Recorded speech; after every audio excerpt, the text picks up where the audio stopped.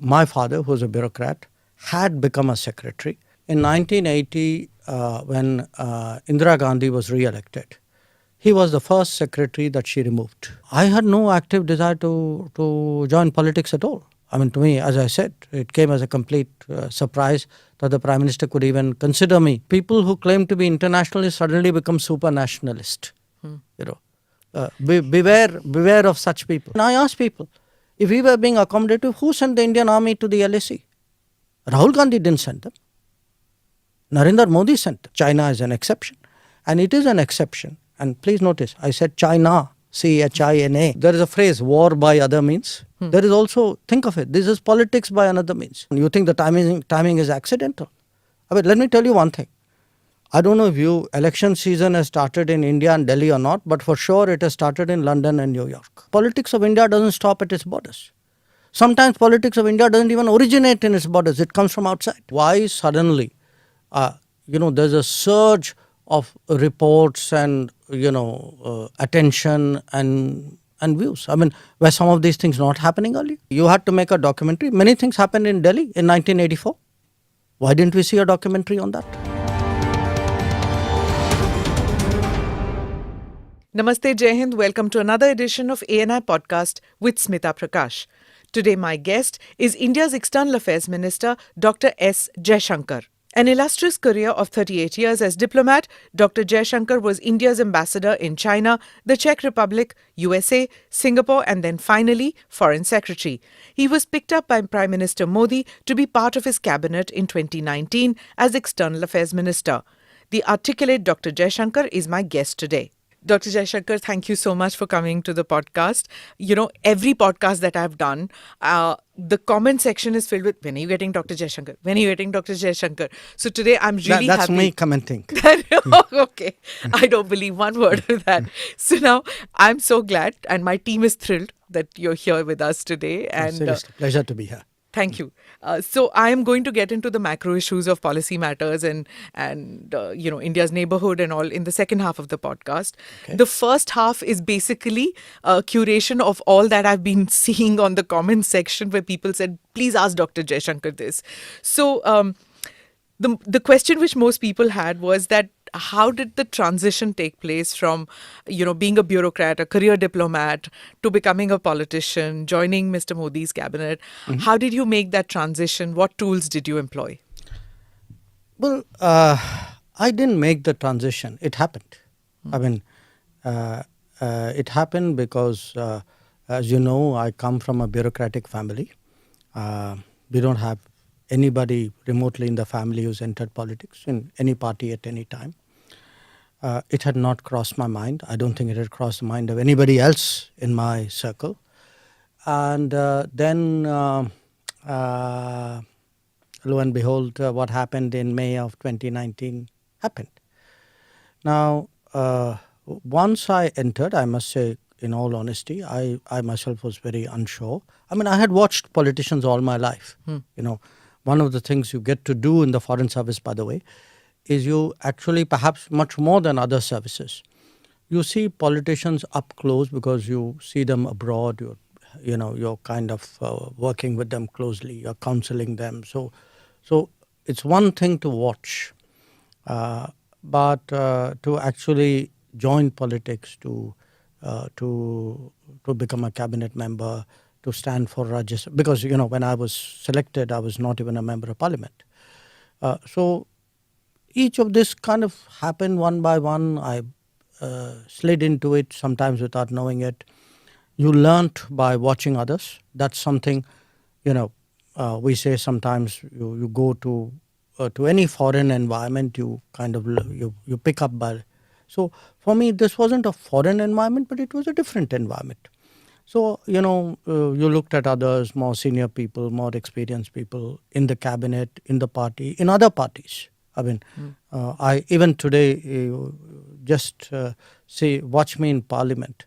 I do follow a lot. I look very carefully at what people are doing, both in my own party and other parties. I think there's a lot to learn from everybody. So you get into it step by step. Sometimes you surprise yourself. There is a learning curve. I'd be honest with you out there. There are times when you are a bit hesitant or a bit even nervous.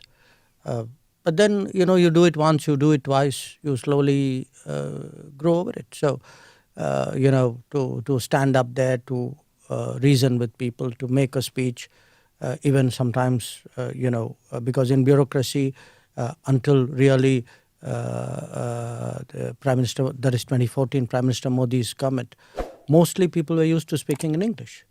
So there was a language bit, there was a subject bit, there was a environment bit. There's a different culture also.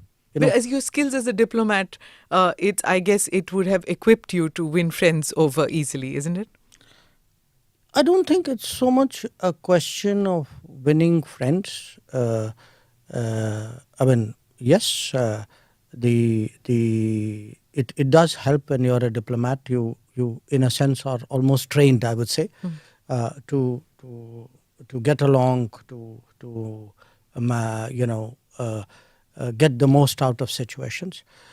Some of it is also different people are made different ways. I mean, you would see I very rarely get into anything personal with people, even when I'm provoked at times. I think people are just made different ways. But I would say this. I mean, it will be 4 years this summer. It's been a very, very interesting 4 years. I'm happy to talk with you later on about it.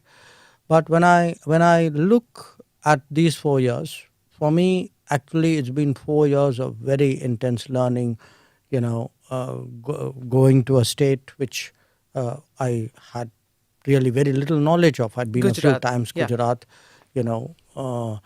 Then having a particular area as an MP, you work on a village or in a particular constituency. So all of these were learnings, and I find it very interesting. I find every day is a new day. I'm, as you can see, quite enthusiastic about it. Yeah. When Mr. Modi picked you to be part of his cabinet and such an important portfolio, everybody thought that, you'd be like a technocrat or somebody, like, you bring domain expertise and you'll kind of restrict your karma into that region. But then one saw, you evolved. You became like any BJP karyakarta, like any BJP worker. You're part of the party. You take the party line. You go to all states, not just Gujarat. You're going to Karnataka. You go to Tamil Nadu. I've seen you going everywhere. And speaking about the party, it's become part of your the political part has also become part of your making now. For me, it's interesting. That's how it seems to you. But look, this government, this cabinet is very much a team cabinet. Okay, so you don't do your own thing out here. You may have a background, you may come from a stream, but this very idea that you will do your domain, as you say, be a technocrat, I don't think it gels with what is this cabinet. Secondly, when I was selected as a minister, I was not a member of parliament. I was not a member of a political party either. I had the choice of whether I would join a political party or not. There was no compulsion on it. Nobody brought up that subject. It was something which was left to me. I joined because when you are joining a team, you join it wholeheartedly. That is where you give your best performance and where you get the best support. And secondly, I really reflected on what is the meaning of actually joining a political party. It's not a decision I took lightly. And as someone who's studied and analyzed politics all their life, it was something for me of great importance. So I joined because I genuinely believe today that this is a party which captures the sentiments and interests and aspirations of India the best. And I get into other issues because, again, one of the differences moving from bureaucracy, from a department or a service into politics, you learn so much more when you are a member of the cabinet. Your exposure every cabinet meeting, there are, let's say, 10 items. It could be on agriculture, could be on infrastructure, but you get a cabinet note. You read the note. You are interested. You will study a little bit more. So you actually your interest broaden, and if your interest broaden, when you go out there and speak to people, it'll show up. Is there any difference in how Dr. Jayshankar, the diplomat, thought and operated, and how Dr. Jayshankar, the external affairs minister, politician, BJP worker, thinks and operates? See, in a way, it's like different lives. Now you got to understand the challenge that it was for me personally, because I am from a bureaucratic family. My father was a bureaucrat. I have an elder brother who was a bureaucrat. My grandfather was a bureaucrat, and my aunts and not aunts but uncles who were there. So our world, if I can put it to you this way, was very, very bureaucratic. Our goals, our dreams were bureaucratic. What do you mean by that? Meaning, if you had asked me, if you and I had met, which we had, let us say in 2010, and say, okay, Jayshankar, what's your dream? I said, I want to become foreign secretary. That's the dream of any foreign service officer. In our house, it was also particularly, it was something we put. No, you never said that. No, because you never asked me. It was in 1993, I think, that I first met you. Hang on. You never asked me that bluntly, but had you asked me that, look, it's a reasonable dream to have. I mean, after all, when you, if you start a business or you do something, you want to be the best in it, right? Yeah. Okay. I mean, there's nothing wrong with that. Sure. So, fine. I wanted to be the best foreign service officer. And to my mind, the definition of the best that you could do was to end up as a foreign secretary. Now, in our household, there was also, I would say, I won't call it pressure, but we were all very, very conscious of the fact that my father, who was a bureaucrat, had become a secretary, but he was removed from his secretaryship. He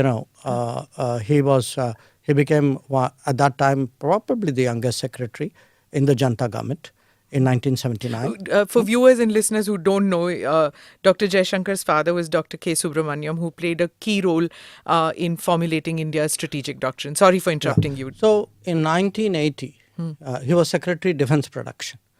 In 1980, when Indira Gandhi was re-elected, he was the first secretary that she removed. And, he was the most knowledgeable person, everybody would say, on defense.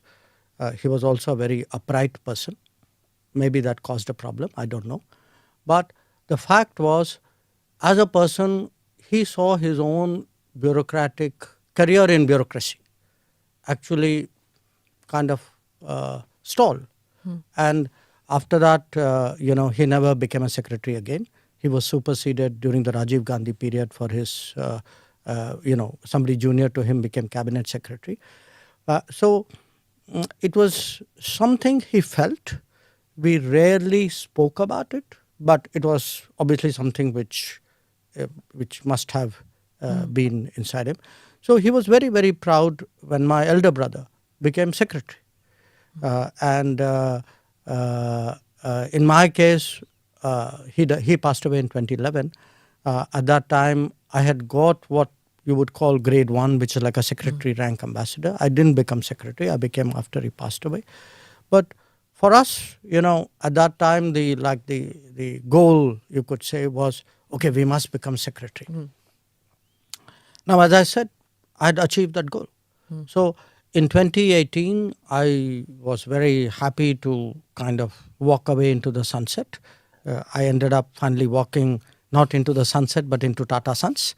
I was, I think, contributing my fair bit there. I liked them. I think they liked me.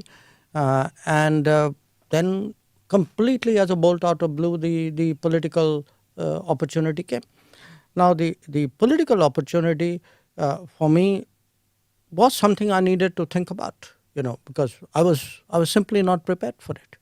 So I did reflect on it briefly due to the pressures of time at that time.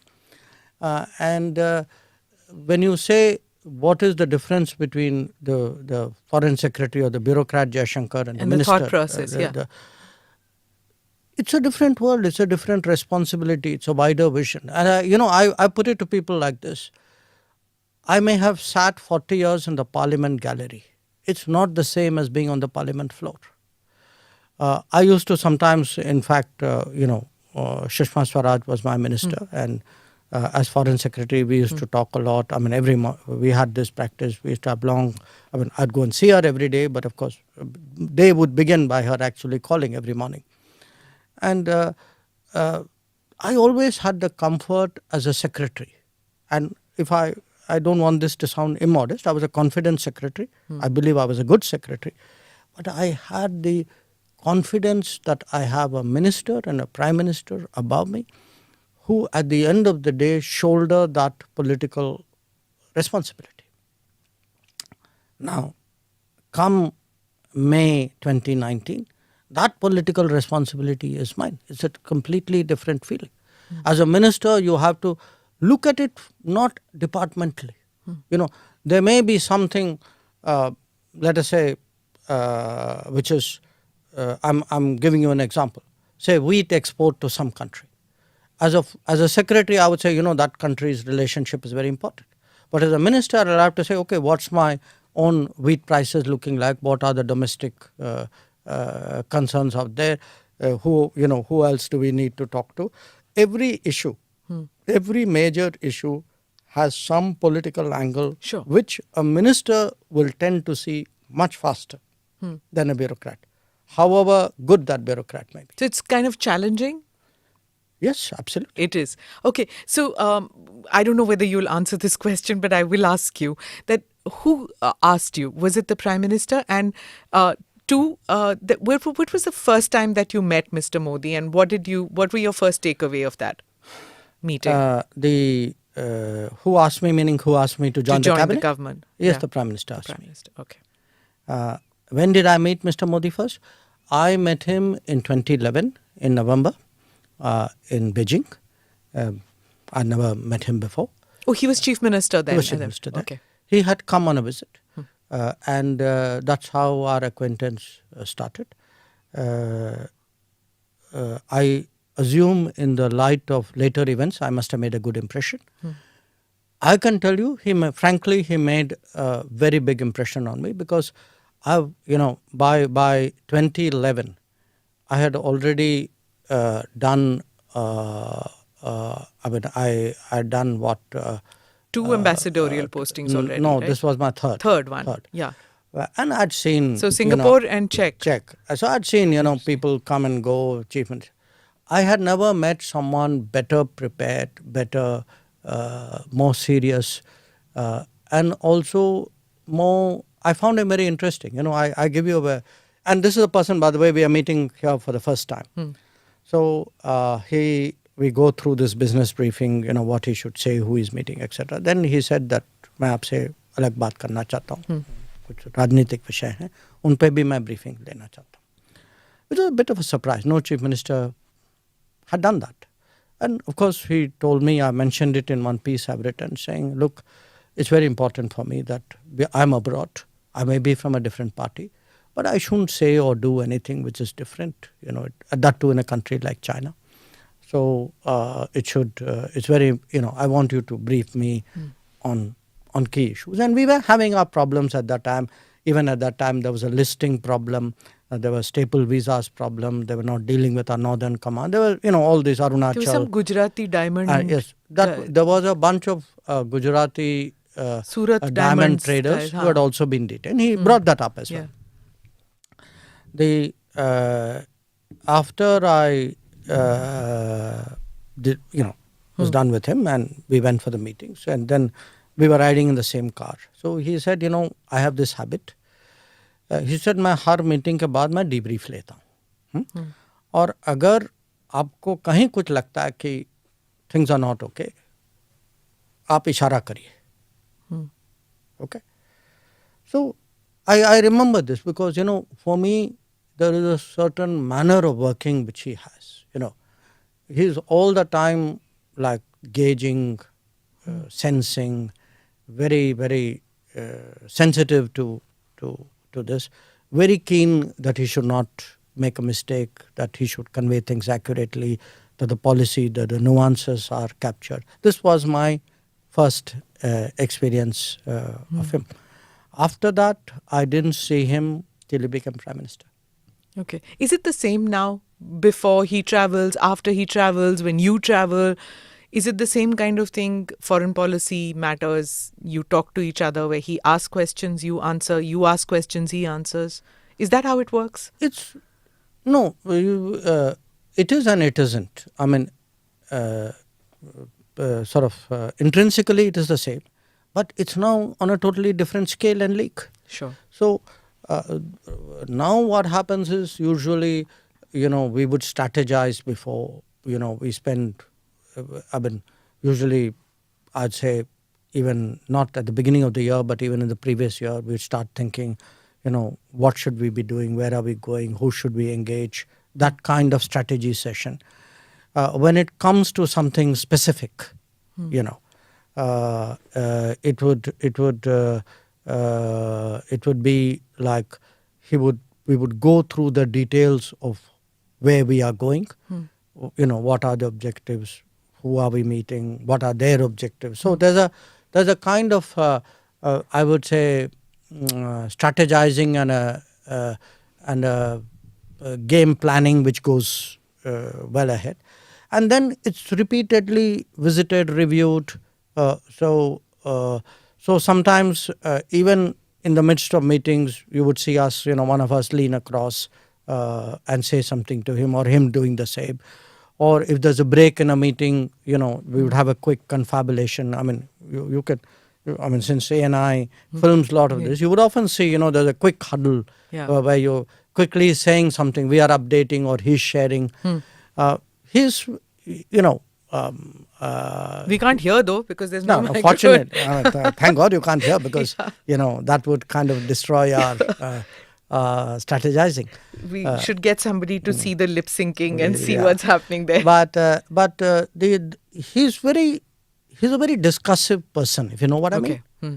And he has views, but he's very open to, opinion, agreement, disagreement, improvement, mitigation.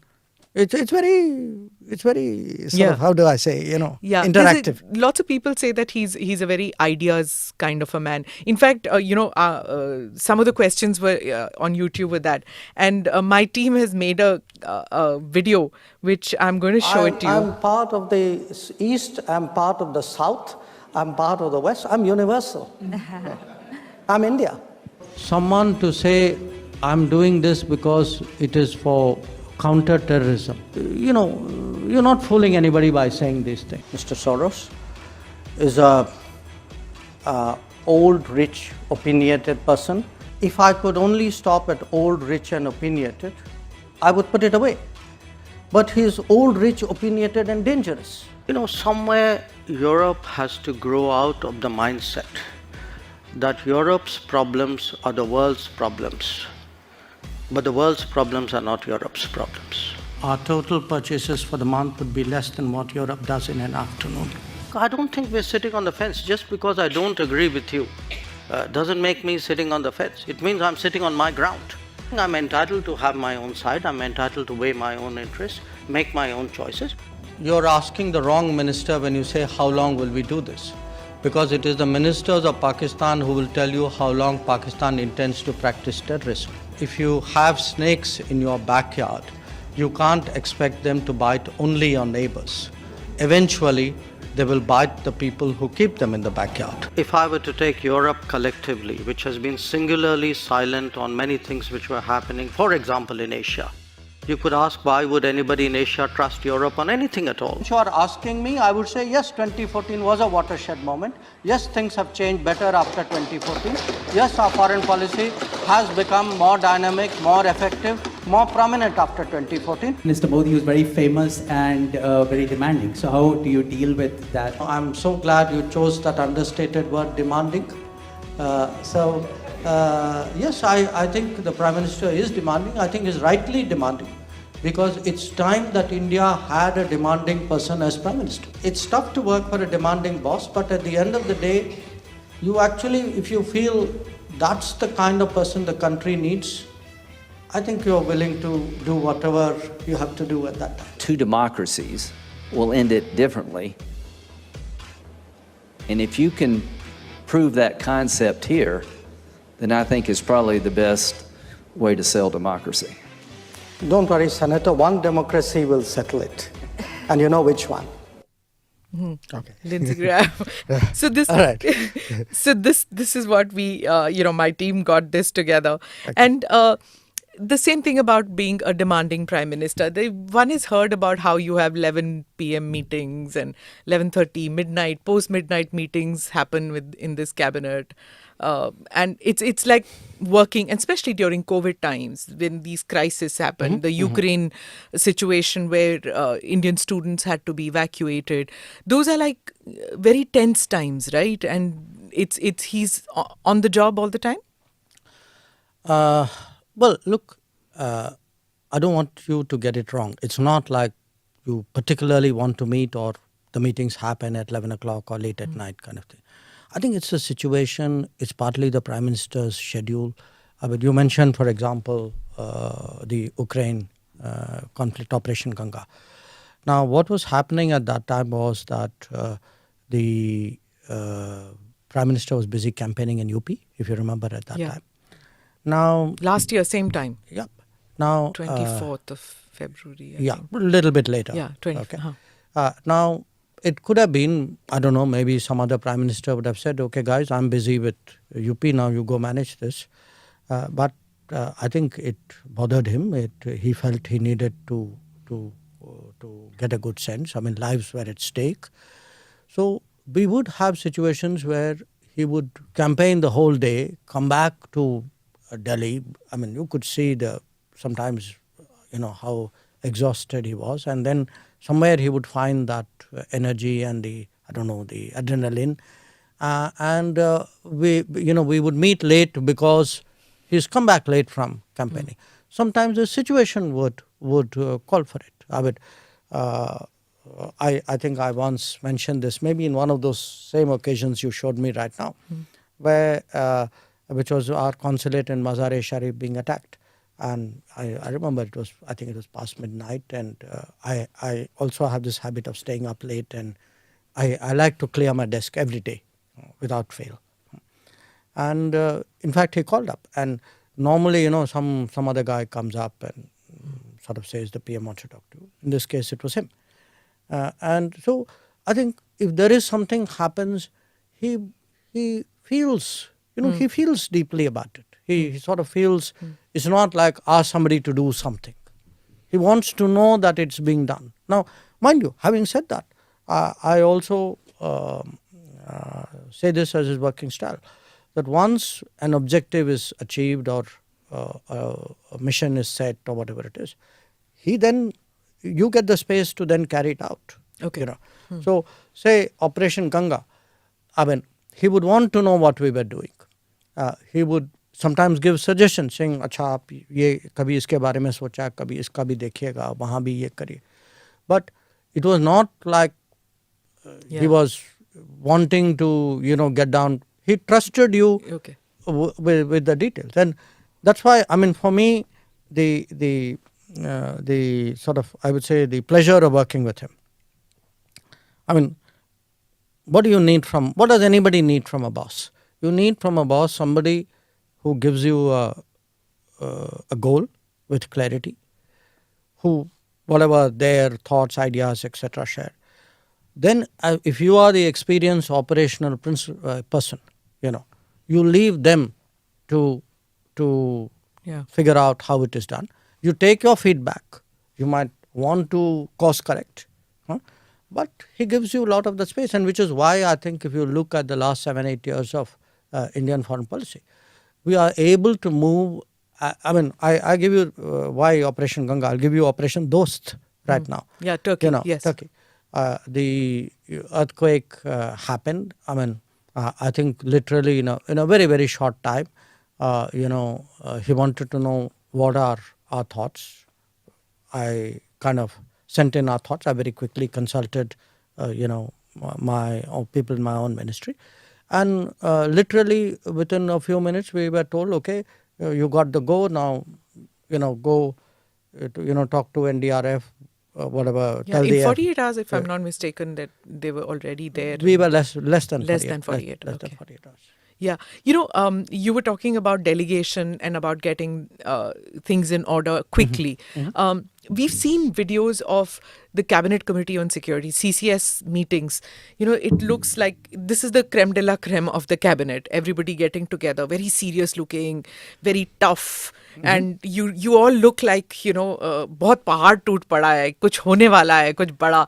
What happens in these meetings? We saw that Uri, Balakot, Pulwama, Ganga, Operation Ganga. We saw this during COVID times. How do these meetings take place? What happens? Does everybody input, output? What happens there? No, it would vary. Say, if there's a larger meeting, usually there would be some kind of briefer in any meeting, because somebody has to put the proposition and then, obviously then the floor kind of gets opened up. Typically, the Prime Minister comes in sort of late, I would say. I mean, he allows people to speak before he actually says anything. That would be a norm. We may look very serious because usually when CCS meets, it's a serious matter. The routine CCS meeting, we have, Sure. If there is something which some agreement or purchase or something needs to be cleared, often you don't get the photo of it because you yourself would not be covering it. So you would not, most of the pictures you do have would be of occasions like Uri or post Galwan, where the situation is serious, and I think it's obviously reflected on our. Because there's no briefing after the CCS. We never get to know what happened. Yes, but you look, I think governments at the end of the day are supposed to focus on governance.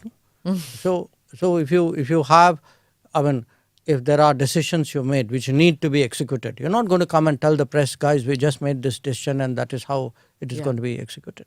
Okay. So now let me come to, when we were talking about how you do your briefings to the Prime Minister, you do your briefings to the Cabinet. What happens when you're with parliamentary committees? There is the opposition also out there. Parliament? Or in Parliament. But the parliamentary committees, there are opposition members also, right? The Parliamentary Committee on Foreign Affairs. Oh, okay. Consultative committee. Consultative committee. Sure. Right? So there are people from the opposition also in that. Sure. So how do you convince them about policy matters? Well, I have only experience of my own committee because both as Foreign Secretary and as EAM I've dealt with them. The way I deal with them is we take a subject, we tell them this is the subject. Normally we take something very topical and then we would have again a presenter. Often it would be the Foreign Secretary, could be some other secretary, normally not. Then I open it and encourage everybody to have their say. And then what would happen is, in some cases, the presenter may respond, but I would, as a minister,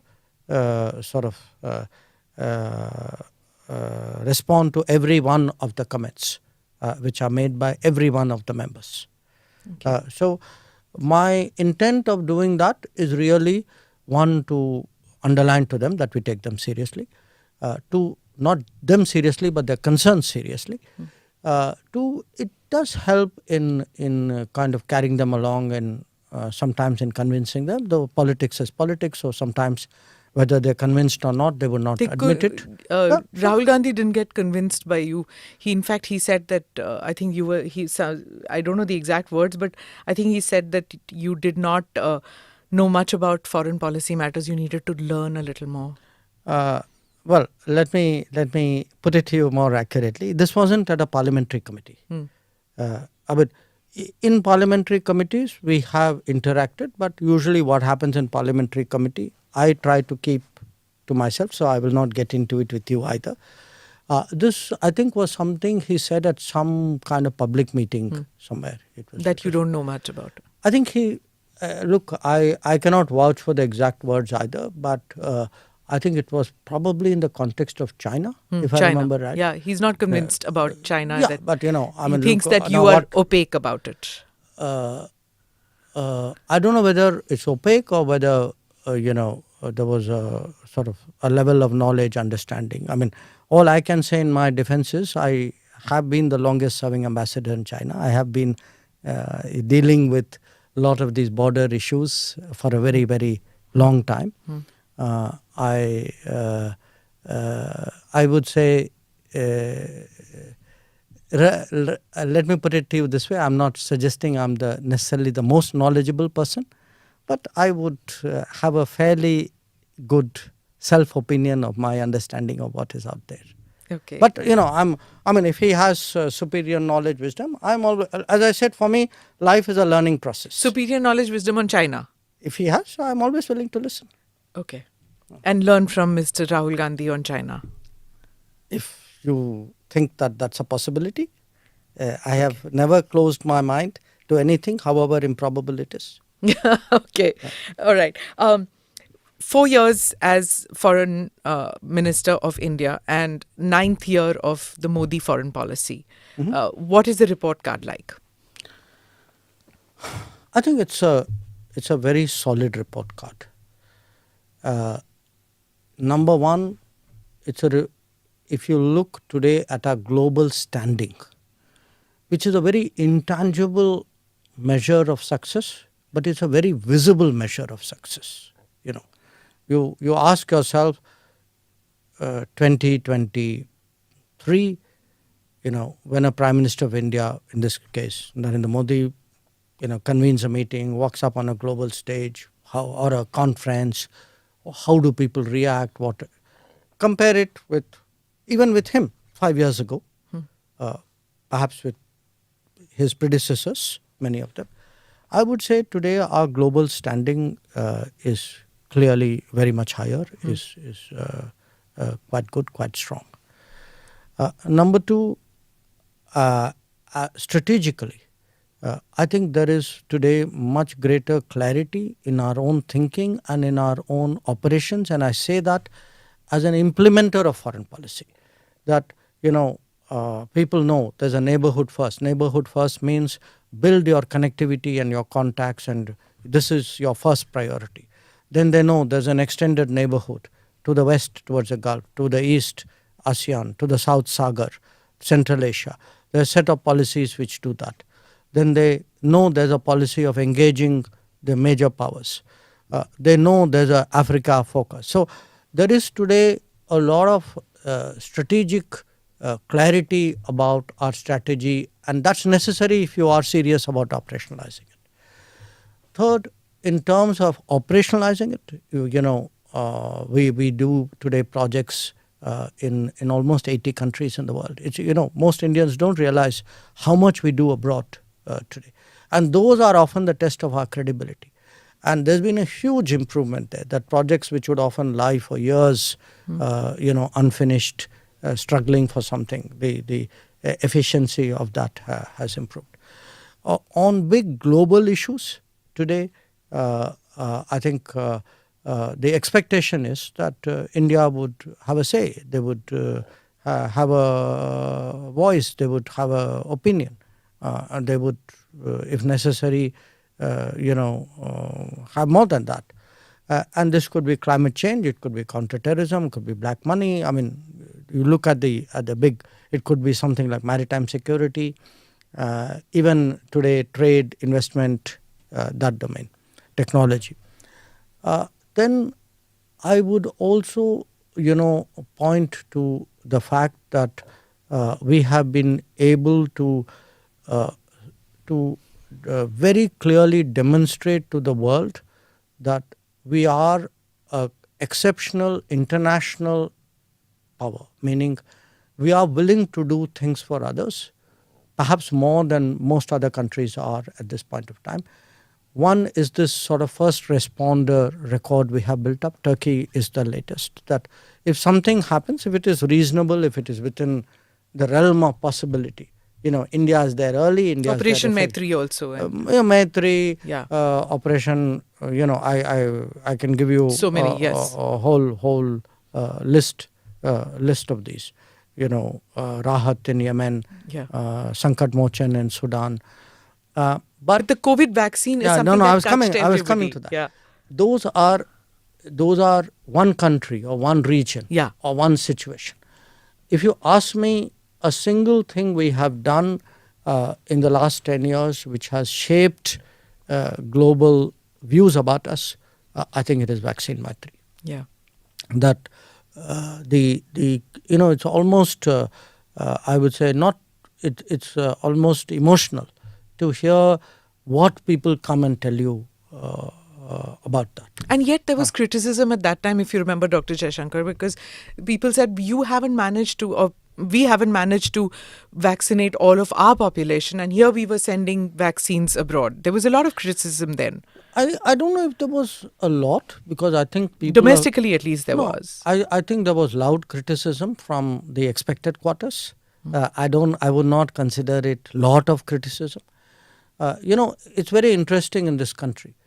You would have people who, when you do things, say, why are you doing it? When you're not doing it, say, why are you not doing it?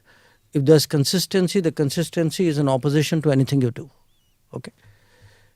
The fact is, I think most people in this country understood that, it's the right thing to do. And let me tell you one thing. When Delta wave came, because it wasn't only the vaccines. Before that there was a hydroxychloroquine, there was a paracetamol, etc. Think how many countries did their bit to help us. And some of them, like say President Biden, the Americans, they said very clearly, saying that, look, India helped us and we are going to help India. So, this very sort of short-sighted view. And sometimes, as I said, the people who claim to be internationalists suddenly become super nationalist.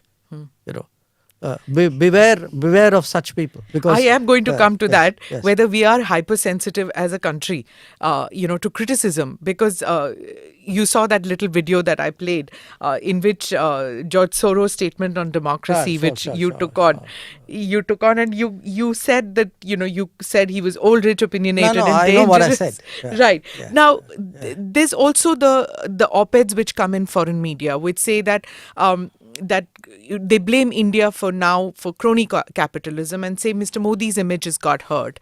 The BJP, on the other hand, says that there's a conspiracy against India, rising India, and Mr. Modi's muscular policies, sure. then it would be nicer to have a meek and submissive India. Look, Smita, I have dealt with the world for a long time. I have dealt with the media. I even had a media job at one point of time. Okay. I want you to step back. Don't think incident by incident. They say this, something happened. You said this. They said this. The media said. I don't want you to do that, because you're really losing the woods for the trees. I want you to step back and think the last 9-10 years. Okay. What you have from different quarters is, an episode there, a decision here, an adjective added here, a photograph done there. It's like drip, drip, drip, drip, like water on stone. The whole idea is to shape your image, your collective image. Shape it in a way in which you're made to look extremist, you're made to look unreasonable, you are made to look as though, you're not part of this, what is otherwise a great, good, progressive world. Okay. Now, it happens in different ways. Every time we make a major decision, you talk about us being hypersensitive. I would put it to you, look at the hypersensitivity of the media. look how people jumped up and down when Article 370 was Abrogated. decided upon. Now, or even this example that millions of people will lose their citizenship. And then see sometimes the dishonesty of The it. CAA one that you're talking See about. the dishonesty of it. You had reports, and I'm not personalizing it. I've got nothing against individual A or B or newspaper A or B, but each one of them has contributed their bit. Okay. You actually have people who would suggest problems in Assam are because of Narendra Modi. Now you and I know, come on, this is Indira Gandhi's time.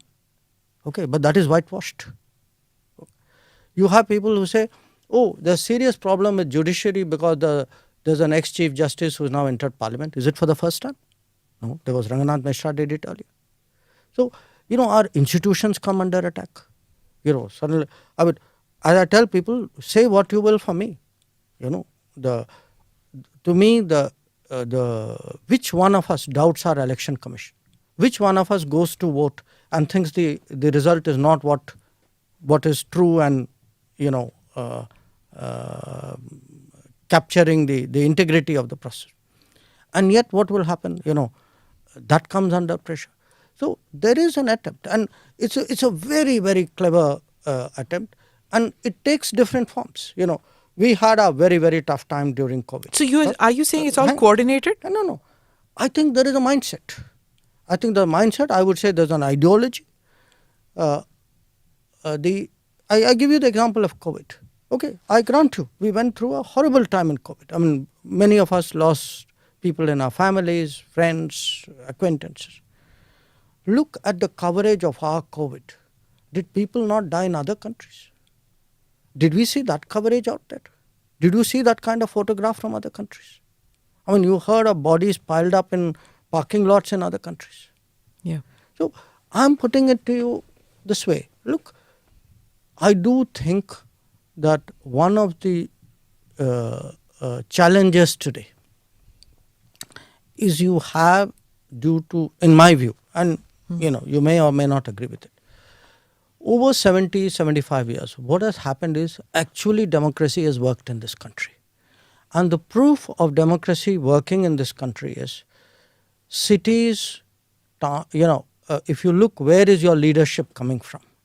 They are no longer the people necessarily from big cities and English-speaking schools. Okay? They are people of a different background. And again, I'm not talking individual here. I'm talking of a generalized phenomenon. You look at the mindset of this society. This society today has become much more assured about what it believes in. There was a time when actually you kind of kept that as though, you're not supposed to talk about your cultural beliefs in front of other people. So you actually have a huge change. Did you experience that when you were in JNU? Not talk about Indian culture. JNU, that was in the 80s, no, 70s. In the 70s.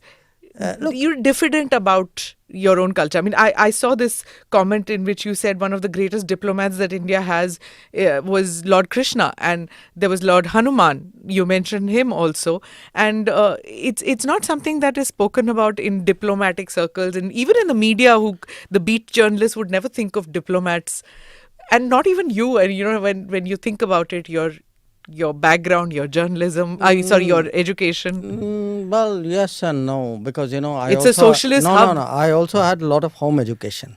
Okay. Say JNU was different. I was 18 when I went to JNU. Okay, and JNU was very, very firmly leftist at that time, and I think everything at 18, what you intuitively believe is either formed by your friends and acquaintances or what is reflective of your home. And definitely in our home, my father, who was a very strong influence on us, was very distrustful of ideologies and people who he believed were not, who did not have the loyalties in our own country. Such as? Well, you look, you're not talking. Remember, he had his own views about what was happening in the 40s and 50s at that time. Who was for the national movement? Where did different people, how did they switch? Remember, at that time, China, there was a big China Cultural issue. revolution. I mean, we are. Oh, okay. You're talking the war and things. No. Yeah, war, or the post-war. revolution. Okay. Yeah. So he particularly, I think, he was very, very distrustful of the left, so of the communist left. Huh? And I think some of it, so in a sense we grew up very unspokenly but very strongly as very patriotic children, you might say. We kind of went to these military institutions. I went to Air Force School, to King George's Bangalore Military School. My siblings went to, some of them went to Naval School, to Sardar Patel Vidyalaya. So I think that was the kind of mindset I took into JNU. So in fact, in JNU, which was a dominantly leftist outlook, where the teachers, the students, the administration, everybody was very leftist. My lot of people, my cohort were the first set of people who actually politically took on the left. Okay. And actually we had a meeting, we had an election even where the then Prakash Karat was the SFI candidate. He won one election, he lost one election. So I Where did you stand in that? Oh, I was very clearly with what was called the free thinkers. Free thinkers. Yeah, free thinkers was a assortment, because other than the left there was no other political. And there was no tukre in those days. No, all that came very much later. So I would say that sense of nationalism, connection to country, this was kind of instilled in us. On the cultural question, it was very interesting. When I did my book, I have a chapter on the Mahabharata in the book. And one of the Delhi journalists asked me this question, said, I find that a very surprising. I said, yeah, partly because maybe you don't know me that well. But we learned, all of us, I'm talking my siblings as well, we read Mahabharata very early. In fact, very often it was the subject of discussion in our house and we approached, a lot of it was approached as strategy, as, in a sense, what our own epics. And by the way, we were a very, I would say, cosmopolitan household. It wasn't, the same father also gave us Iliad and Odyssey and other things as well. Okay. So you had Homer on one side and you had the Mahabharata on the other side. And a lot of things in between. And a lot of things. Yeah, sure. Okay, I'm sure you had Plato and Aristotle too. I'm a political science student. Yes. I actually studied those. Yes. Yeah. Yes. So I'm going to come to this whole thing about the sensitivity issue. Do you feel that, because many say that ban this and ban that, do you believe that that is a solution to it? Banning a documentary here, banning a book there, asking a channel not to broadcast in India? No. Look, I don't think that you're asking the right question. I'd ask you a counter question. What is it we are debating? We are not debating just a documentary or a speech that somebody gave in a European city or New York. a newspaper edit somewhere. We are debating actually politics which is being conducted ostensibly as media, as so. There is a phrase, war by other means. There is also, think of it, this is politics by another means. I mean, you'll do a hatchet job. Then you want to do a hatchet job and say, well, this is just another quest for truth which we decided after 20 years to put out at this time. So I mean, come on, you think the timing is accidental? I mean, let me tell you one thing. I don't know if election season has started in India and Delhi or not, but for sure it has started in London and New York. Okay. So this is what it is that, there's a lot that is being said, that the rise of Mr. Modi and consequently the rise of India. These two things are happening at the same time, which is not acceptable to people in these Western capitals that you're talking, and certain Indian quarters too. Do you agree with that point of view? I mean, do you doubt it? I'm asking you. No, look who welcomes Because it. Ashley who are Tellis, you know Ashley Tellis, right? Who are He's cheerleaders? your No, friend. let me Yeah. let me answer your question. What is happening is, just like I told you, this drip, drip, drip. How do you shape a very extremist image of India, of the government, of the BJP, of the Prime Minister? Huh? I mean, this has been going on for a decade. Okay, let's not have illusions about it. How some of this has a different variant, which is you will say something, there's an echo chamber, it'll be picked up outside, then you'll say, aha, see, they're saying it outside, that must be true. Then you will say it inside. So there's a ding dong going on. See, look, this is a globalized world. People take that politics abroad. Politics of India doesn't stop at its borders. Sometimes politics of India doesn't even originate in its borders. It comes from outside.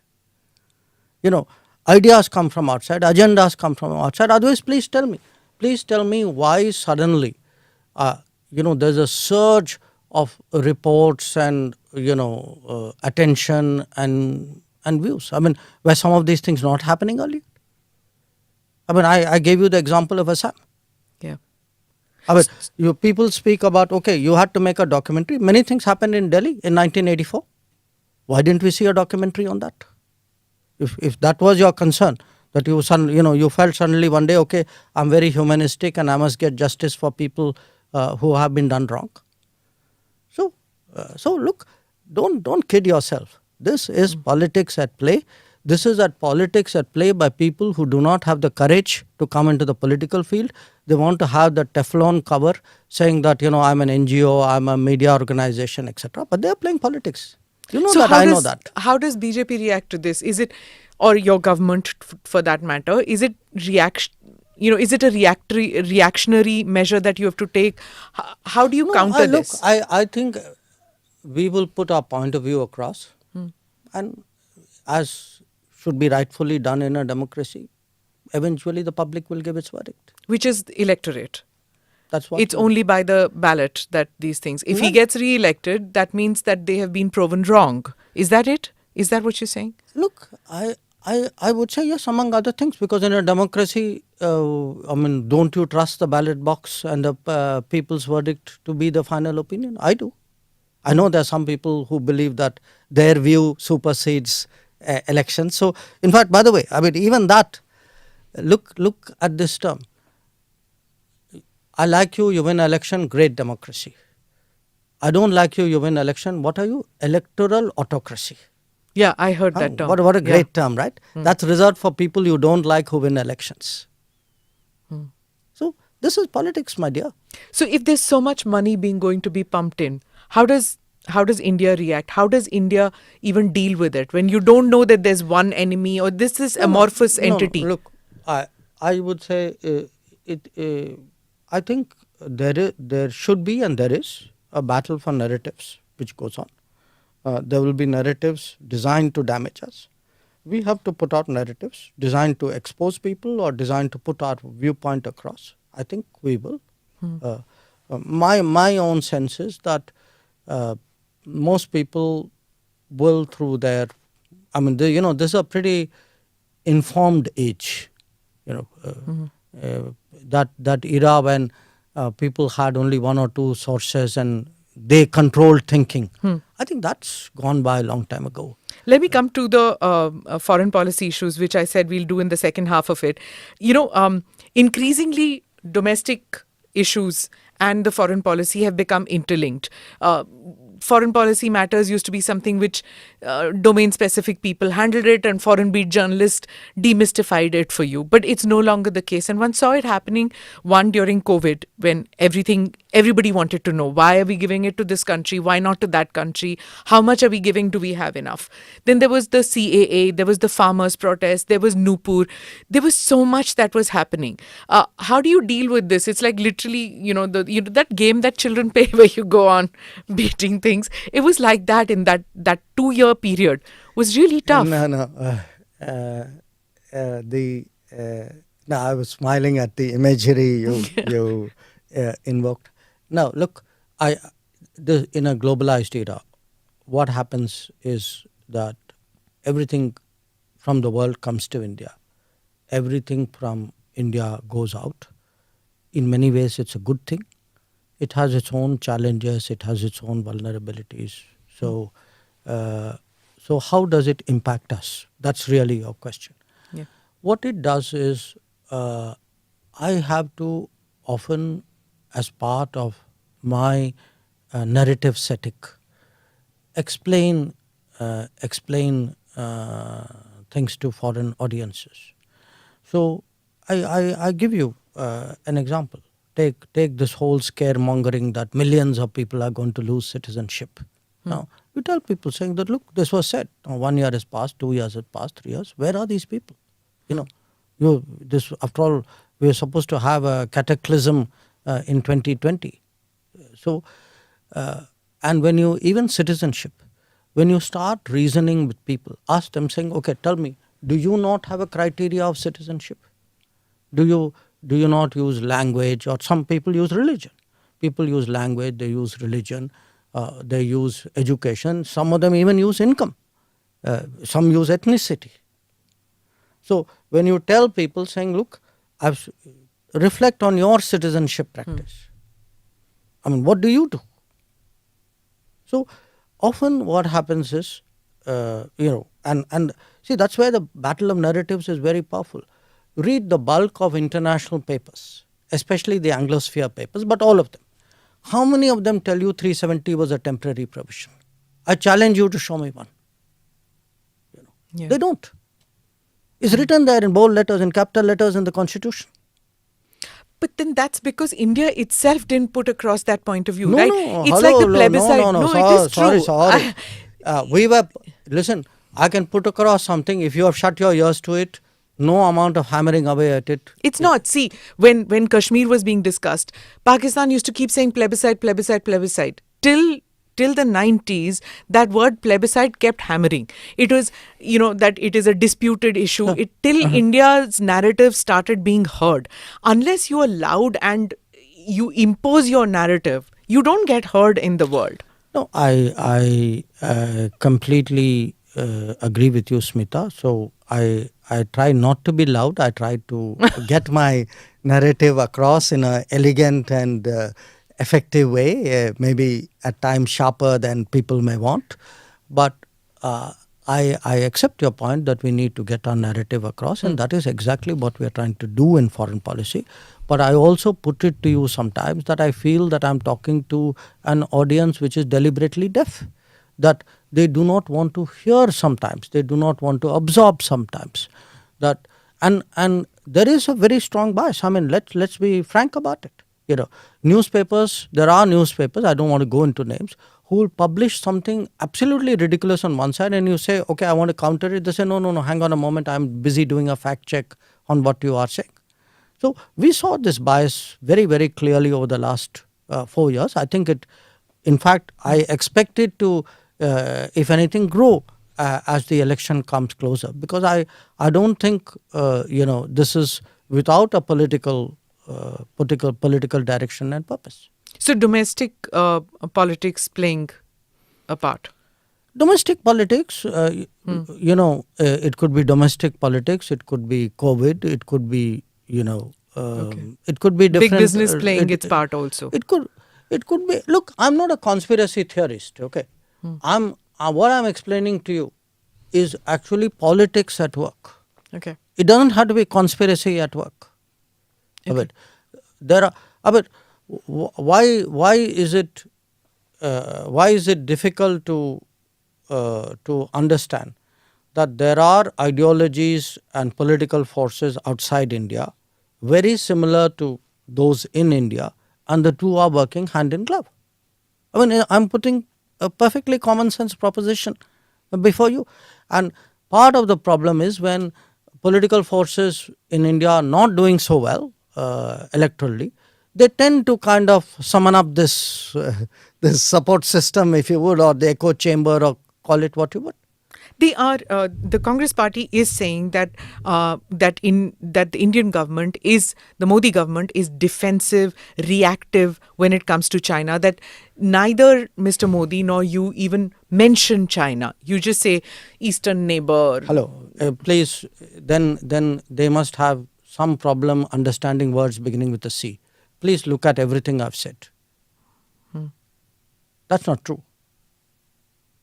And what about this thing that they say that almost 1,000 square kilometers has gone and the foreign minister is not facing facts, not telling us the truth in parliament? No. Look, I think they are deliberately misrepresenting the situation. I give you two very specific examples of that. You remember that ho halla which happened on a bridge? They were building a bridge in Pangong Tso. Yeah. When did that area actually come under Chinese control? Yeah, I've seen that. You said that it is long back. I'll tell you when it came. The Chinese first came there in 1958 and Chinese captured it in October 1962. Now you're going to blame Modi government in 2023 for constructing a bridge with the Chinese captured in 1962? And you don't have the honesty to say that is where it happened. Or let me give you another example.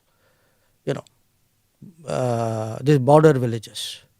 Now there were border villages which have come up in areas which the Chinese actually, in Longju, there was a clash and it's not a secret, at that time it was hotly debated in India, in the parliament, in the media. So what happens, you do the smoke and mirrors, say, oh, there is something happening here. It's almost like 1962 never happened. It is like, we should be, let me give you a very, very, a different example. Everybody say, we should be having our troops up there, we should be building border infrastructure. Hello, why didn't you build that border infrastructure? I just look at the budget of the border infrastructure. During the Modi period, the budget has gone up 5 times. Till 2014, roughly it was 3,000, 4,000 crores was the budget. Today it is 14,000 crores. If you look at the roads which are built, you look at the bridges that are built, they have doubled or tripled. You look at the tunnels which are taking place. I mean, this government is serious about border infrastructure. Whereas we know the underlying thinking earlier was, let's leave it like that, then the Chinese can't come inside. Which meant you had no intention of contesting them when they came. So, I find it very thick that, look, I don't think, personally, I would get into a blame game. What happened in 62 happened. But if you now want to whitewash all that and say everything happened only in 2020, I have to call you out, no? So you're fortifying the border, the boundary, India-China. So does that make China now the biggest threat to India? Are we in a state of a quasi-war-like situation, conflict-like situation? No. Look, where are we? No. I first of all, I'm not using the word we are fortifying it. I think we are legitimately building our border infrastructure because they have built their border infrastructure. In my view, we should have done it 25 years ago. Again, we are reactive, that means.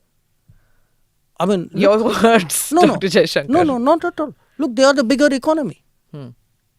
I mean, what am I going to do? As a smaller economy, I'm going to go pick a fight with a bigger economy. It's not a question of reactive, it's a question of having common sense. So, secondly, please bear in mind one thing. We had an agreement that you're not supposed to bring military to the border in large numbers. So, by that logic of yours, I should be the first to break the agreement. Why not? No, why should I? Because it doesn't make... Look, please understand... Why are we always the ones not breaking an agreement and it's always the other side breaking the agreement? No, Smita, I think you need to sort of take a very... non-aggressive... considered view of this. Okay. Why do we reach agreements? We reach agreements because it is in our interest to stabilize a border or a situation. Okay, it's not out of love and affection and sentiment that you do. It's cold calculation and common sense. Okay, our agreements with China were reached in 1993, 96. I'm not even getting into which government, etc. I think I try to avoid this whole debate. Okay, I don't like in foreign policy. Maybe it is because I've been myself so long in this field. I don't like to necessarily say these people were right and those people are wrong. I don't think it serves the nation well. Okay. But if I do find that others are playing a political game where everything is being blamed on the present dispensation and entire history is being whitewashed, I think the history has to come out. Okay.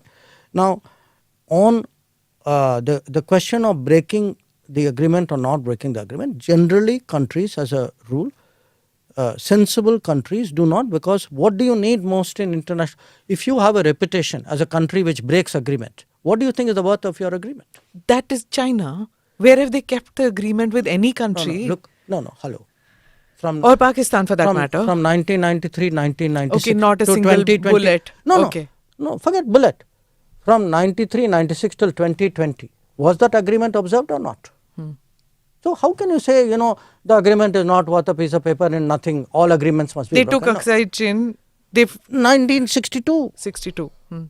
They took Aksai Chin between 1958 and 1962. Okay. So, if you didn't need agreements, why did you sign them? I mean, you went in 1988. I mean, Rajiv Gandhi went to Beijing in 1988. 88, correct. Okay. December. You signed agreements in 93, 96. I don't think signing those agreements was wrong. I disagree with you. I mean, and this is not a political point I'm making. Okay. I think those agreements were signed because at that time we needed to stabilize the border.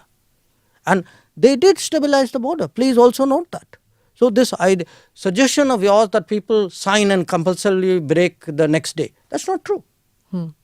Now, Why can we not come to an agreement on where is the boundary, how many rounds of talks, and it's non-conclusive? Because when people are, their claims, when any other country's claims are not reasonable, you will not come to agreement. I mean, you and I can come to an agreement. If I make claims on you which are not reasonable, but you will concede it because 25 rounds have happened. You have to look at, what is being discussed as well, no? Right.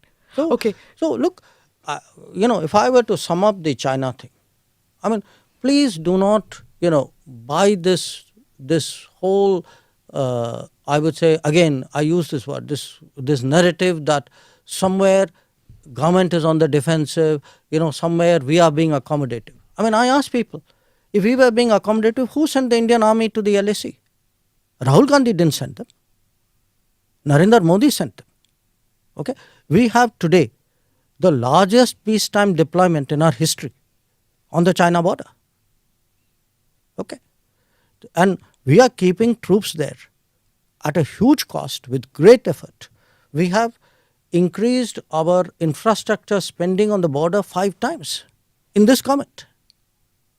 So now tell me who's the defensive accommodative person. In fact, the question you should ask is who's actually telling the truth, who's depicting things accurately, who's playing footsie with history. I think those are the questions which should be asked. Okay, let me go to Pakistan. And there's a number of people who are now expressing serious concern that here is a nuclear nation which is on the verge of an economic collapse. If that happens, it's in our neighborhood. Are we ready? The influx of people who might come into our country, how do we deal with this situation where this country could collapse? No, I think, Pakistan's future is largely determined by Pakistan's actions and by Pakistan's choices. I mean, nobody reaches a difficult situation sort of suddenly and without cause. So it is for them to find a way out. Our relationship today is not one, where we can be relevant directly to that process. If I were to, for example, compare it to Sri Lanka, I would say it's a very different relationship. With Sri Lanka, still there is a lot of goodwill in this country. There's naturally a neighbor's concerns and worry, but there's also a feeling, look, we have to help them to get through this. Tomorrow, if something happens to some other neighbor, that would be the case as well. But what the sentiment in this country is about Pakistan. Yeah. You were talking about these concentric circles when you said the neighborhood, and then there's the second. One of the most dramatic achievements of your foreign policy has been India's newfound status and reach out to the UAE, to the Islamic world, to the Kingdom of Saudi Arabia. That's been quite an achievement. When was that decision taken to reach out? Because otherwise, all that one heard was that OIC has something to say on Kashmir. That was the maximum that one heard, even though there was this large Indian people of Indian origin living in the Middle East. I would say I started hearing it first soon after I became Foreign Secretary, so it would have been early 2015. It is possible that the Prime Minister may have had some thoughts and discussed it with other people before I came back to Delhi. I can't vouch for it. I'm glad you brought that up, because if you were to ask me in 10 years, give me 2-3 examples of some big changes which have happened in our policy, I would certainly put our changed relationship with the Gulf very, very high up there on the list. Why didn't it happen earlier? My own sense, if we want a very, very honest answer, is I don't think people were strategic earlier. I think, when you have a vote bank mentality, you're not serious about foreign policy and I would say operationalizing it. For you, it's like a slogan that they are with us, or so we kind of treated it as that's a place that we get our petrol energy from there. There's a big community out there, and the rest of it was like a distant, a goodwill which you needed for your political vote bank calculations. I think when you got a different government which said we actually want something deeper, more strategic, with full elements, a full spectrum relationship, we have the ability today to deliver on a lot of issues of your concern as well. We are serious, part of it, one of the reasons why the Gulf looks at us. The Gulf sees today's India as much more credible than the India of 10 years ago. And, as they say... That's in spite of India having a right-wing government now. I would say, that's why you need to think of this kind of labels. You ask people in the Gulf, do you prefer Prime Minister Narendra Modi or any of his predecessors? I'm willing to take a bet with you. Every one of the Gulf countries would say, I prefer the Prime Minister Modi. Why? I think they think he's a more serious person. He's a person who's more credible, who's actually broad-based that relationship. He's done more for the relationship than everybody else. And I must once, I tell you very honestly, I was once at a conference in the Gulf, and I had some friends from across the parliamentary aisle with me. And this issue came up. And the person from the Gulf actually, and this was like maybe 2018-19, he said, these guys, he's looking at me, he said, they've done more in 4 years than you guys did in 40. That's the kind of image there is in that part of the world. Is Kashmir on the table now? It used to be, I know. Is Kashmir on the table when you deal with countries in West Asia now? No, what do you mean on the table? Do they speak about it? Do they ask you about it? No, look, Kashmir is part of India. That's it. It was always a part of India, but after the abrogation, Pakistan had upped the ante. Does that matter at all to these countries? No, it doesn't come up in any of my conversations. It doesn't come up. Okay, I'm going to go on to these new partnerships. Okay, the new partnerships that are happening, the Quad, the I2, U2, India SEO, India ASEAN, all these which are happening. The opposition tends to say that though India is now partnering in all these groupings, where is it going? Is it just, are these just talk shops? It's going well, it's going up. It's going good. So what's the problem? That these are just talk shops and these are places where nothing gets done actually. That India doesn't, this whole thing about, Vishwa Guru and things, where India is just posturing. No, listen, the opposition has to say things. They are opposition. why would that be the basis for any serious question on your part? So where are we headed in as far as G20 is concerned? It's become a people's No, movement. hang on, make up your mind. Are we talking G20? Are we All talking the- Quad? No, they're very different. So I2U2, BRICS, SCO. No. Look at the number of partnerships that we have now. Okay, all right, very good. Let's stop there. Why do we have so many partnerships? Answer, because we get along with so many people.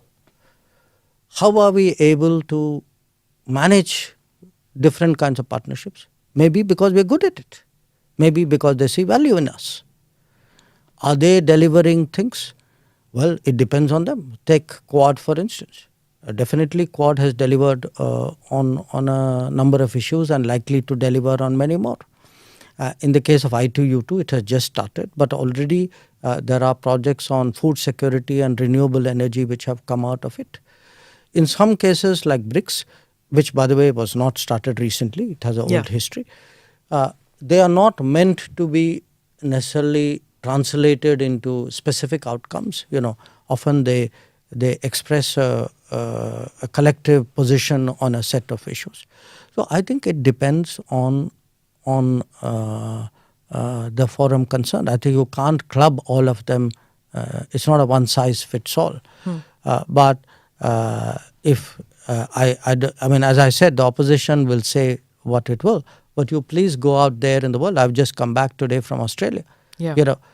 People regard Quad as probably the most important strategic foreign policy development in the last 20 years. Yesterday you were in Sydney. I mean, you just were in Australia. Today you met with Senator Chuck Schumer. And there's this whole talk that, India has moved so close to the Western Bloc that our position, which was centrist with non-alignment, no longer exists. Is that over? Well, people who say that must have been on a holiday through January when we had 120 countries, mainly from the global south, engaging us in what I think was probably the largest such exercise going on in the world. And yes, we have very good relations with the US, generally with the West. I don't think there's any reason for us to be defensive about it. I think it's in national interest. In fact, if you look at the big changes in the world, this is something which has been very much in the making, especially in the last decade. But in all of this, please see how strongly our relationship with Russia has held steady. So, surely you do not suggest that our relationship with Russia is any the less over these years. So Prime Minister Modi told Putin that, this is not an era of war. War is not going to be the solution, to problems. Do you feel that the world is seeing it like that about the Ukraine crisis? I think the world is still very divided. The sentiment that Prime Minister voiced is a widely shared sentiment. It's also a sentiment which is particularly strong in the countries of the South. You asked me what is the voice of Global South, what was that about? Look, today you have a huge number of countries in Africa and Asia and Central America, Latin America, Caribbean, Pacific, who feel that our issues are being put on the side and the entire oxygen is being sucked up by the Ukraine conflict. So nobody is really worrying about whether I get food and what cost I get food, what's happening to fuel, fertilizers, debt. And today, remember, even middle income countries are going into debt. Okay. So what we want to do, and I think that was very much on Prime Minister's mind, he wants somewhere to create a momentum for peace, if you would. And I think that was his first public expression. Remember, he'd been talking to Presidents Putin and Zelensky on the phone as well. And that was his first public expression. In practical ways, we've been helping out. When this Black Sea grain deal was done, we did a little bit there to help. When I was in New York, the Ukrainian Prime Minister actually had some concerns about the safety of the nuclear power plant. So I spoke to RPM and then got his approval to, to both engage the Russians and pass on some messages there, and the IAEA as well.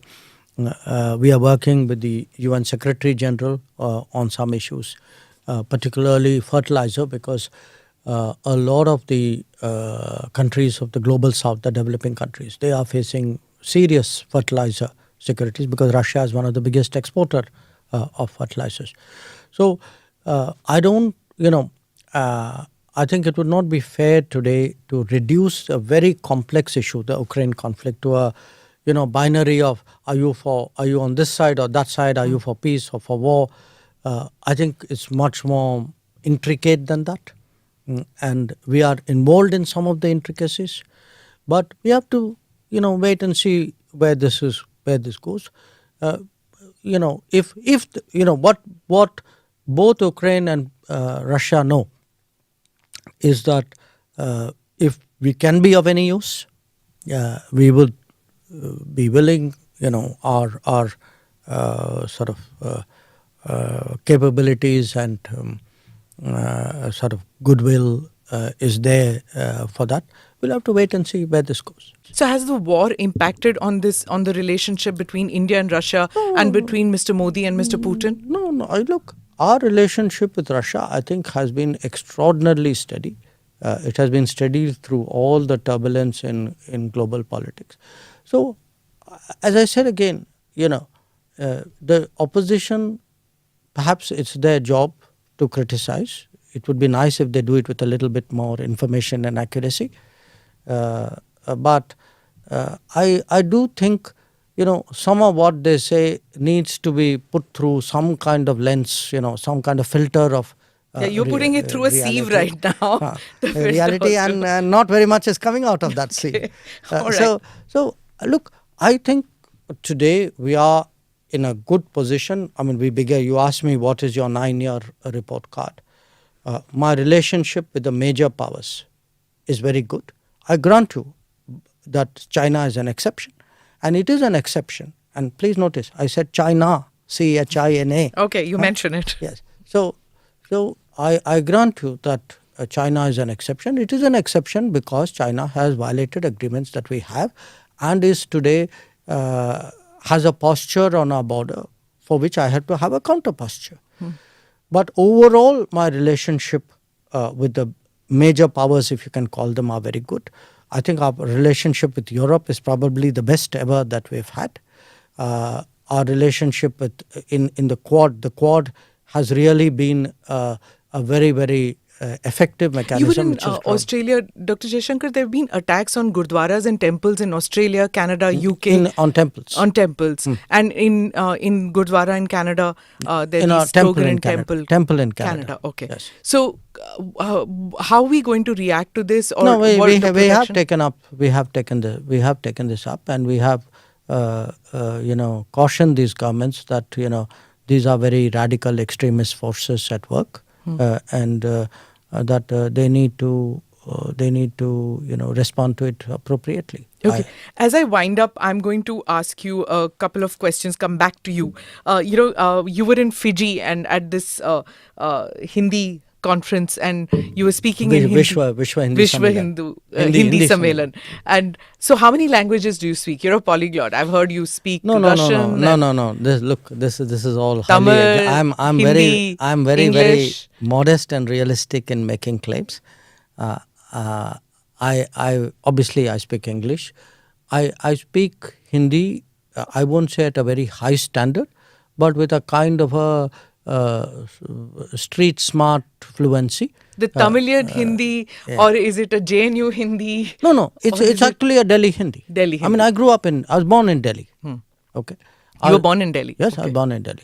I was born in Delhi. I grew up in Delhi. I spent, whatever time I've spent in India is largely Delhi. So it's a very Delhi person's, I would say, fluent, not always complex Hindi, but I think you're breaking the stereotype of a Tamilian speaking Hindi, fluent Hindi. You do speak. But because I grew up in Hindi, I didn't have the advantage of ever studying Tamil. I spent very few Ah, you years. grew up in Delhi, so you speak. Yeah, Huh. in Delhi. Huh. I spent very, very few years in. But you can speak Tamil. I can speak Tamil, but Huh. not with with the kind of fluency and command of vocabulary that I would like, which is Russian, it seems, I understandable. believe. Russian is different because I actually studied Russian when I was in the foreign service. We are allotted a language, so I went there. So I actually properly studied it using books and so on. It's been many, many years, but what I have a certain vocabulary and a very, very that residual memory. So once you go in there, it takes just a few days. But the vocabulary of foreign policy, if I were to watch, let us say, news, I'd be able to get a lot of that. Okay. If I were to be on the street, it'll take me longer because there'll be accent, more colloquial stuff. I have a certain, I would say, working rudimentary sense of Japanese because I do need to talk to my wife from time to time. Okay. Right? So this multicultural exchanges that you have at home, tell me about that. Japanese wife, Tamil husband, No, how does... look, what has happened is we've kind of evolved something which is peculiar to us, and this happens, in this situation. I mean, it could be your food, it could be your slang language, what you say to each other. I mean, we use phrases which somebody else listening in would find very difficult because there could be Japanese slang put in an English sentence, sometimes with a Hindi twist because my wife's linguistic ability is much better than mine. So we sort of end up with some kind of, I would say, She can speak Hindi too a little bit. She speaks Hindi, but she again picked it up without studying. Without studying it. Without studying. Okay. So I learned Hungarian, but unfortunately it's very rusty because when you don't use a language. Reading it ulta, no? No. Hungarian is Seedha. yes. Okay. But it's a very complex language. Okay. So it's a Finno-Greek group. So people make more claims about me than I do myself. I'm very, very. Everybody wants to know: are you going to contest Lok Sabha polls in 2024? I am a Rajya Sabha member. My term expires this year. After that, we'll have to see. No, don't give, see this, I don't know how many, 25 years maybe I've heard these diplomatic answers from you and tried to find answers. No, look, on. Would you want to? On these things, I tell you, I'm going back to your first question. I'm actually honestly in awe of people, of everybody, irrespective of party, who have spent their lives in politics, because you actually don't know how incredibly hard it is, how demanding it is, how much it takes up not of your time but of your life, the kind of effort that they put. There are no Saturday, Sunday, holiday, morning, night, nothing. And it's only when you are in politics that you can actually see what it is. And I would say those who particularly contest Lok Sabha, they are like at the cutting edge of that, because it's an enormous demand. But most people would think that it's a life of privilege. Lal batti wali gaadi, Latin's bungalow. Look, I know that is the popular impression, and I say this. Please do not think I'm saying it because I joined politics. I'm saying it because actually I'm only now getting into political life, and I'm getting into it at a fairly ripe age from another profession. Even I did not realize it till, I would watch politicians, as I said. Watching them, meeting them from time to time is very different. When you actually see the lives, live the life, the kind of travel they do, the kind of openness of, with which you have to keep your activities going. It's a huge, You're doing huge, that in Rajya Sabha. You're doing that as a Rajya Sabha MP. You're traveling a lot. You're traveling within the country. You're traveling outside the country. Look, it's not a It's not patch the on same. what the others do. I mean, because I do spend, as a minister, I have to spend a lot of time here. As a Delhi person, I have to spend a lot of time here. The Rajya Sabha demands are far less than the Lok Sabha demands. So I look at my colleagues, and again, this is a non-political, it's a non-partisan point. It's a political point. I actually marvel at really, how much of an effort people in politics have to make. It's a very tough life. Just in conclusion, when you were saying non-partisan, I must comment on this, that when you joined the government, there are many in my friend circle, in my colleague circle, who were like, why does Dr. Jayshankar want to join politics? Why? He's had such a sterling career in bureaucracy. And many felt very let down when you joined politics, that, now you've chosen a party. You represented just India, but now you've chosen a political party. And in 2014, there was a kind of a watershed moment, and maybe even 2018 later, 2019 too, where even Mr. Modi brings that out in many people. That people adore him and they're like him a lot. And on the other side, they feel that, no, not him. So when you chose to join the BJP, you made that choice. You moved away. Did you feel you lost friends at that stage, or many people who moved away from you? No, look, as I said, I gave it a lot of thought. Remember, I became minister at the end of May. I think I joined the party, I can't remember the exact date, but I must have thought about it roughly for about a month, thought about it means not like every day thinking about it, but I gave the matter thought. I joined because my sense is that they are the right party at the right time for India's rise and progress. Because at the end of the day, when you ask, so what are you in it for? After all, which one of us would not like to say, I also made some difference somewhere? The country went up, and somewhere you can debate how much. Played a role. You played a role. So, I had no active desire to join politics at all. To me, as I said, it came as a complete surprise that the Prime Minister could even consider me for such a job. And I became a minister before I kind of entered a political party. So I would be somewhat different from many other people, who may have also been in bureaucracy before they went down that route. I do feel sometimes that the argumentation, the debate, sometimes the relationships, the civility, especially in Delhi, is more polarized than it should be for the people concerned or for the good of the country. But sometimes that is the way it is. You're a pakka Delhi boy. You've also lived in Washington DC. I think it was Reagan, right, who said that if you want a friend in this. Truman Who said it. He said, get go a dog. Get a dog. Yes. Go get a dog. Do you feel that about Delhi too? No. Look, I still I do not get the time to socialize anymore. I snatch, hello there and a cup of coffee here sort of thing. But I wouldn't say that, maybe some of this are arguments with people I've known for a long time. So I know what you are saying. I know there are many people who you and I have both known for a long time. Yeah, decades. Decades. Who have political preferences which are very different from mine.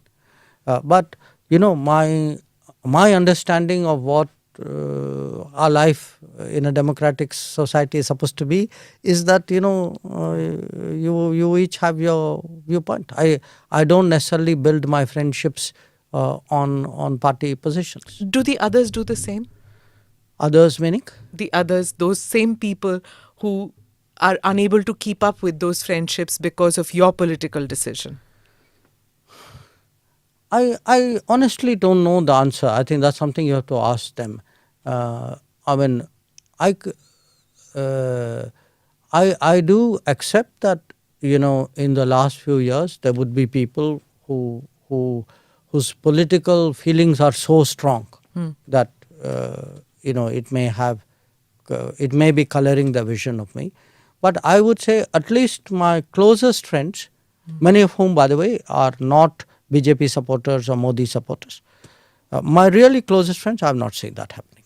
What is your day of like? Last question. When you want to chill, when you want to relax, what do you do? Um, Read a book, music, go for a meal. no, no. What do you do? Look, I read a lot even otherwise. I don't need, Yeah, I've because seen that. I'm on a plane. Yeah. If you're in planes. And you fly commercial. You don't even take a special aircraft. Yeah, I fly commercial as far as I can. Yeah. And You're the old fashioned. You carry books. yes, I carry books. You're not a Kindle person as yet, or you're not all that. You I- still carry those old fashioned. Yes, because books, at least I'm old fashioned. I do watch movies. I usually download it on my on I've never seen you watching a movie in a flight or chilling with a movie. I've always seen you with books. maybe we should fly Yeah. more together. All right. On that note, thank you Okay. so much for All this right. conversation. Thank you. It was a pleasure. Thanks. Thank you for watching or listening in to this podcast. Do like or subscribe on whichever channel you have seen this or heard this. Namaste. Jai Hind.